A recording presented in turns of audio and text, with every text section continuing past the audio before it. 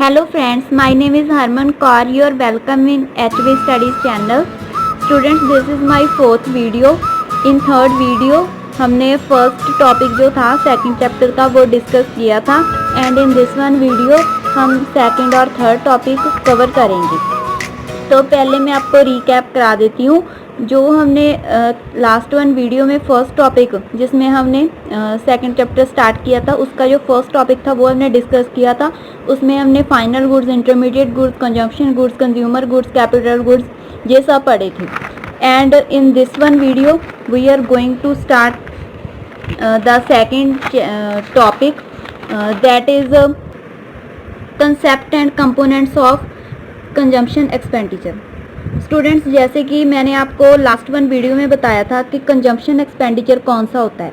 तो consumption expenditure क्या होता है कि जो हम कंज्यूमर्स होते हैं, हम कोई चीज़ बाय करने के लिए, कंज्यूमर गुड को बाय करने के लिए जो एक्सपेंडिचर करते हैं उसे क्या कहते हैं, कंजम्पशन एक्सपेंडिचर।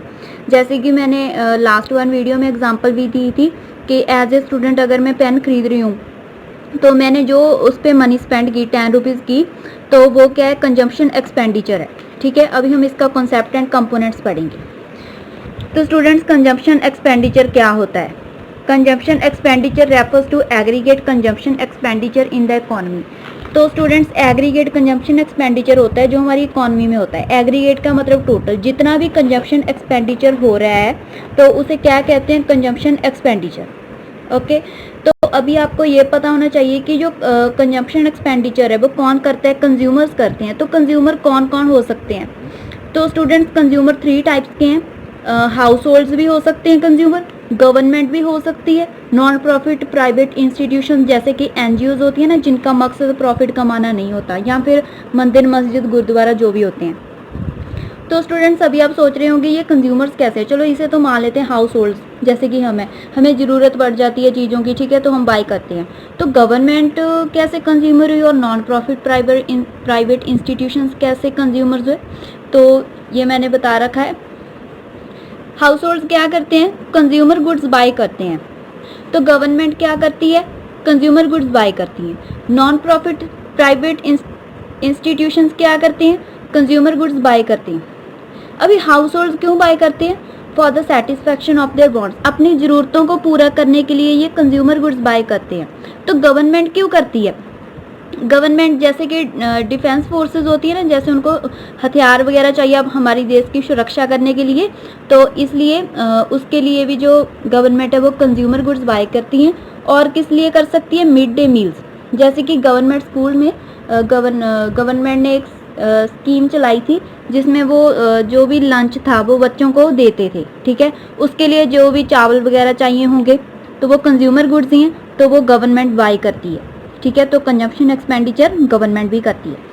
तो नॉन प्रॉफिट प्राइवेट इंस्टीट्यूशन क्यों करते हैं buy consumer goods? For charity, जैसे एनजीओ में मतलब कोई मतलब भूखे लोग होते हैं वगैरह होते हैं तो उनको फूड वगैरह देना होता है। ठीक है, जो उनकी कोई भी फाइनेंशियल जैसे भी हेल्प करनी होती है तो उसके लिए कंज्यूमर गुड्स इनको चाहिए होते हैं। तो स्टूडेंट्स, अभी देखिए ये इतने गुड्स बाय करते हैं कंज्यूमर गुड्स जितना एक्सपेंडिचर ये कर रहे हैं, ठीक है, हाउस होल्ड, और जितना एक्सपेंडिचर गवर्नमेंट कर रही है, ठीक है, और जितना expenditure non profit private institutions कर रहे हैं, इन तीनों का टोटल क्या है? Total consumption expenditure. ये तीनों को मिलाकर क्या बनता है? Total consumption expenditure. तो अगर आपको कोई पूछे कि what is total consumption expenditure, तो टोटल कंजम्पशन एक्सपेंडिचर क्या कहेंगे हम कि consumption expenditure by the house hold plus consumption expenditure by the government plus consumption expenditure by the non profit private institutions, ठीक है, उसे क्या बोलते हैं? Total consumption expenditure. ठीक है स्टूडेंट्स, तो ये हमारा जो सेकंड टॉपिक था वो खत्म हो गया। अभी नेक्स्ट टॉपिक पर आइए, concept and components of investment. पहले हमने किसके बारे में पढ़ा? कंजम्पशन एक्सपेंडिचर के बारे में। अब हम किसका कंसेप्ट एंड कंपोनेंट्स पढ़ेंगे? इन्वेस्टमेंट। तो स्टूडेंट, अभी इन्वेस्टमेंट देखिए क्या होती है। Increase in the stock of capital, जब कैपिटल के स्टॉक में इंक्रीज हो जाता है तो मतलब कैपिटल का स्टॉक जो है बढ़ जाता है, उसे क्या कहते हैं हम? इन्वेस्टमेंट। ठीक है, तो इन्वेस्टमेंट को हम किससे डिनोट करते हैं? आई से। ठीक है, तो आई इज इक्वल टू ये साइन कौन सा होता है, चेंज का, चेंज इन के, ठीक है। के को हमने क्या माना है, कैपिटल। तो इन्वेस्टमेंट किसके बराबर है, जब कैपिटल में चेंज हो रही है, मतलब अगर स्टॉक ऑफ कैपिटल में चेंज हो रही है तो वो किसके इक्वल है, इन्वेस्टमेंट की, ठीक है। Then change in the stock of capital is called capital formation. जब कैपिटल के स्टॉक में चेंज आती है उसे क्या कहते हैं, कैपिटल फॉर्मेशन। इसका मतलब इन्वेस्टमेंट किसके इक्वल है, कैपिटल फॉर्मेशन। तो इन्वेस्टमेंट को हम कैपिटल फॉर्मेशन भी कह सकते हैं, ठीक है। तो अभी इन्वेस्टमेंट के कंपोनेंट्स क्या है, इन्वेस्टमेंट के स्टूडेंट्स 2 कंपोनेंट्स है, फिक्स्ड इन्वेस्टमेंट, इन्वेंट्री इन्वेस्टमेंट। तो फिक्स्ड इन्वेस्टमेंट क्या होती है, increase in the stock of fixed assets और कैपिटल गुड्स। जब फिक्स्ड एसेट्स जो होते हैं, जो हमारे फिक्स एसेट्स होते हैं, फिक्स एसेट्स कौन से होते हैं, जो प्रोडक्शन में हेल्प करते हैं, जैसे कि मशीनरी, ठीक है। तो जो हमारे फिक्स एसेट्स होते हैं उनका जो स्टॉक होता है, जहाँ फिर जो कैपिटल गुड्स भी इसे कहते हैं, ठीक है।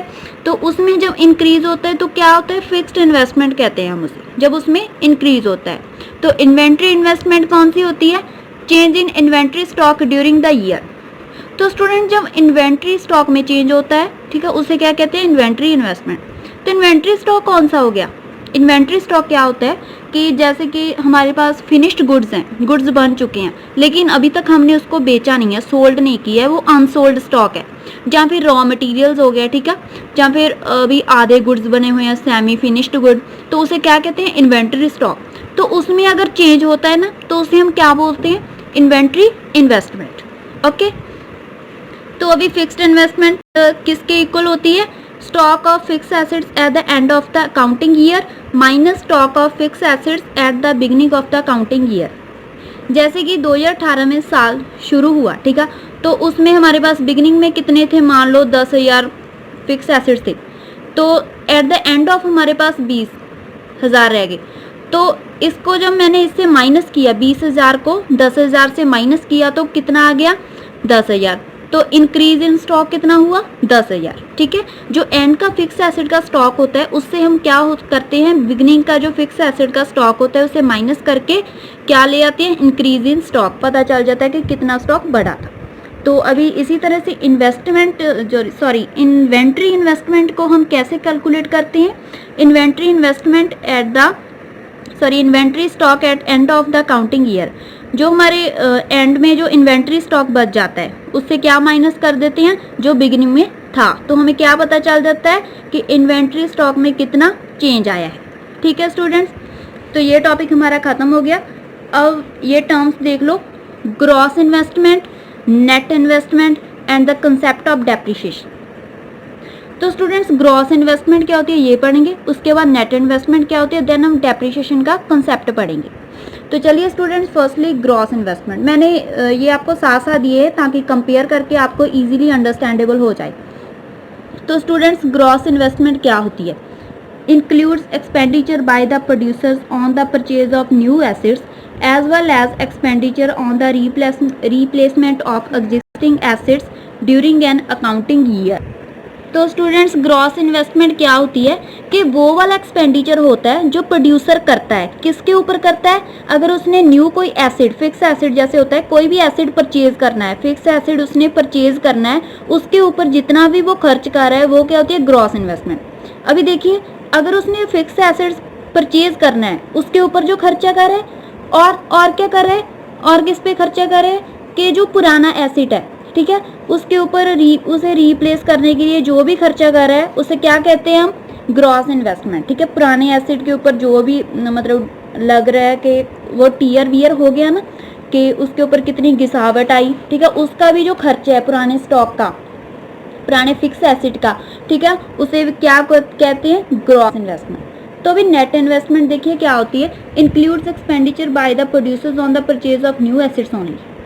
ये क्या करते हैं कि अगर प्रोड्यूसर ने खर्चा किया न्यू एसेट को परचेज करने के लिए, बस उसे ही हम क्या कहते हैं, नेट इन्वेस्टमेंट। लेकिन ग्रॉस में क्या था, एग्जिस्टिंग जो पुराना जो एसेट है उसके रिप्लेसमेंट में जो एक्सपेंडिचर आ रहा है, खर्चा आ रहा है, उसे मिलाकर ग्रॉस इन्वेस्टमेंट कहते हैं। लेकिन यहाँ पे ओनली जो उसे परचेज करने के लिए खर्चा आ रहा है उसे क्या कहते हैं, net investment. It does not include expenditure by the producer on the replacement of existing assets. तो इसमें क्या नहीं होता कि जो पुराना एसिड है उसकी जो भी रिप्लेसमेंट करने का उसके ऊपर जो भी खर्चा आ रहा है उसे हम इसमें इंक्लूड नहीं करते हैं। ठीक है स्टूडेंट्स, ग्रॉस में हम करते हैं लेकिन नेट में हम नहीं करते हैं।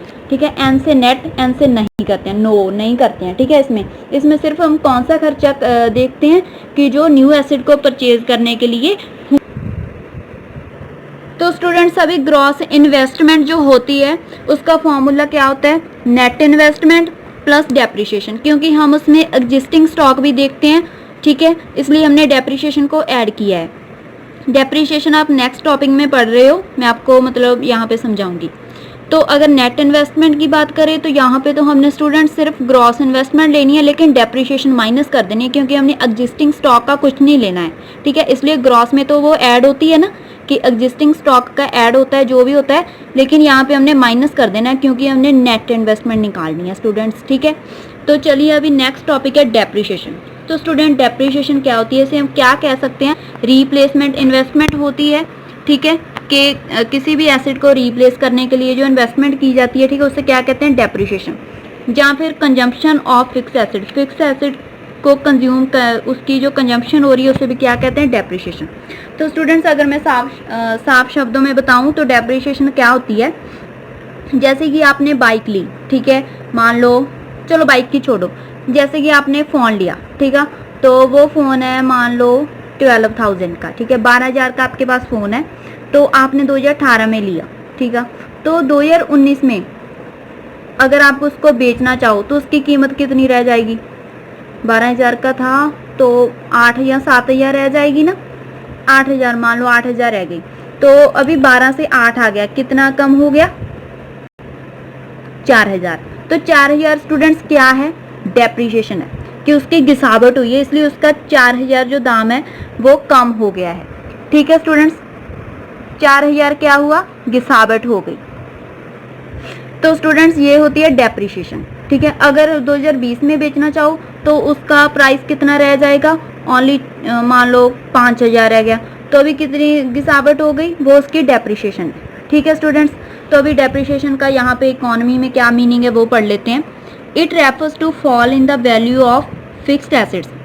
जब फिक्स एसेट्स की वैल्यू जो होती है, जैसे कि मशीनरी, ठीक है, उसकी वैल्यू में अगर कोई फॉल आ जाता है, कमी आ जाती है इन यूज़ करने में, कैसे आ सकती है students, normal wear and tear, जैसे कि वैसे ही मतलब यूज़ कर रहे हैं तो वो घस रहा है, ठीक है, जहाँ उसकी वैल्यू में गिरावट आ रही है। तो सेकंड क्या हो सकता है, एक्सीडेंटल डैमेज, कोई एक्सीडेंट हो गया था उसकी वजह से कोई खराबी आ गई, ठीक है, उसे भी हम डेप्रिसिएशन कहते हैं। और एक्सपेक्टेड ऑब्लिसेंस, तो स्टूडेंट्स एक्सपेक्टेड ऑब्सोलेसेंस ये मैं आपको नेक्स्ट टॉपिक में पढ़ाऊंगी। ठीक है, तो अभी आप इसे ऐसे ही समझ लो। तो स्टूडेंट्स नेक्स्ट आ गया डेप्रिसिएशन रिजर्व फंड। तो डेप्रिसिएशन रिजर्व फंड क्या होता है students, is a fund to replace the worn out fixed assets. Students जो मतलब फिक्स एसेट्स होते हैं, ठीक है, उन पे जो डेप्रिसिएशन लगती है, ठीक है, उसे रिप्लेस करने के लिए, जो फिक्स एसेट्स होते हैं उसे रिप्लेस करने के लिए, हटाने के लिए जो फंड की जरूरत होती है उसे क्या कहते हैं, depreciation reserve fund. It refers to that fund which the producers keep for replacement investment. ये वो वाला फंड होता है जो प्रोड्यूसर रखता है, किसके लिए रखता है, रिप्लेसमेंट इन्वेस्टमेंट के लिए रखता है, ठीक है, मतलब डेप्रिसिएशन के लिए रखता है। तो स्टूडेंट्स अभी एग्जांपल देख लो, जैसे कि एक मशीन है, तो स्टूडेंट्स मशीन कितने की है, 10 लाख की। तो स्टूडेंट्स मशीन हमारे पास कितने की है, 10 लाख की। तो उसके अभी हमने लाइफ टाइम यूज़ देखना है कि कितने साल हमें इसे यूज़ करना है, 10 ईयर्स, तो 10 साल तक हमने इसे यूज़ करना है। तो अभी मैं देख रही हूँ कि 10 लाख की मशीनरी है, यूज़ कितने साल करना है, 10 साल, ठीक है, इक्वल टू कितना आ गया सॉल्व करके, 1 लाख। तो इस पे जो डेप्रिसिएशन है वो 1 लाख की लगेगी, ठीक है, इसलिए मैं 1 लाख का जो डेप्रिसिएशन रिजर्व है ये मैं पहले ही रख लूँगी कि चलो बाद में डेप्रिसिएशन लग जानी है तो 1 लाख में निकाल कर रख लेती हूँ। ठीक है, तो ये क्या होता है, डेप्रिसिएशन के लिए हम निकाल कर रखते हैं, उसे क्या कहते हैं, डेप्रिसिएशन रिजर्व फंड। चलिए स्टूडेंट्स अभी एक्सपेक्टेड ऑब्सोलेसेंस, अनएक्सपेक्टेड ऑब्सोलेसेंस ये क्या होता है इसके बारे में पढ़। एक्सपेक्टेड क्या होता है students, refer to fall in the value of fixed assets due to, ये फिक्स एसिड की वैल्यू में फॉल आ जाता है, ठीक है, तो अनएक्सपेक्टेड क्या होता है, इसमें भी फिक्स एसिड की वैल्यू में फॉल आ जाता है, लेकिन एक्सपेक्टेड में क्या होता है, फॉल क्यों आता है, चेंज इन टेक्नोलॉजी। तो स्टूडेंट टेक्नोलॉजी के चेंज होने की वजह से भी फॉल आ सकता है। जैसे कि पहले मतलब ब्लैक एंड वाइट टीवी चलते थे, ठीक है, उसके बाद टेक्नोलॉजी आ गई, तो टेक्नोलॉजी आने की वजह से क्या हुआ, लोग कलरफुल टीवी पसंद करने लगे। तो टेक्नोलॉजी की वजह से क्या हो गया, टीवी जो ब्लैक एंड वाइट टीवी थे उनमें फॉल आ गया। तो ये क्या था, एक्सपेक्टेड ऑब्सोलेसेंस।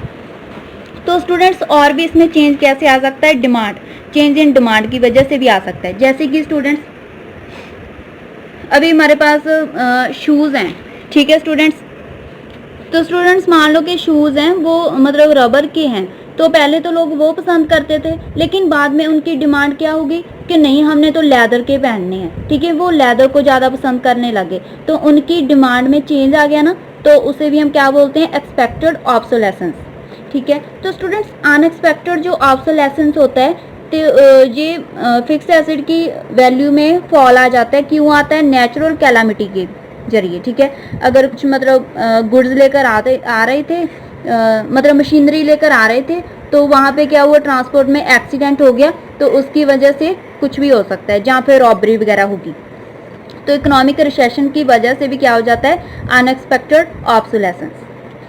तो अभी जो एक्सपेक्टेड होता है, it is a part of depreciation, ये डेप्रिसिएशन का पार्ट होता है, क्योंकि हम पहले भी पढ़कर आए हैं कि डेप्रिसिएशन क्यों हो जाती है, फिक्स एसिड की वैल्यू में फॉल क्यों हो जाता है, एक्सपेक्टेड ऑब्सोलेसेंस की वजह से, एक्सीडेंट की वजह से, और नॉर्मल वियर एंड टियर की वजह से। तो ये पार्ट ऑफ डेप्रिसिएशन है। और स्टूडेंट जो अनएक्सपेक्टेड है, it is not a part of depreciation, क्योंकि जो हमें पता नहीं होता कि ऐसा होगा, तो ये डेप्रिसिएशन का पार्ट नहीं है।